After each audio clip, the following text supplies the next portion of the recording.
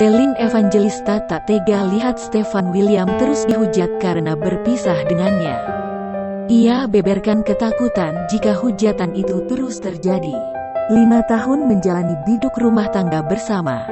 Kini pernikahannya dengan Stefan William telah berakhir. Banyak spekulasi bermunculan yang menduga-duga penyebab keduanya memutuskan bercerai. Mulai dari masalah ekonomi hingga munculnya dugaan orang ketiga di antara keduanya. Di tengah berita simpang siur itu, Celine Evangelista justru tak kuasa menahan tangis. Ia merasa sakit hati lantaran Stefan William kerap dihujat dan dipandang sebagai penyebab keretakan rumah tangganya. Baru-baru ini, Celine Evangelista angkat bicara soal tanggapannya terkait berbagai isu miring soal Stefan William.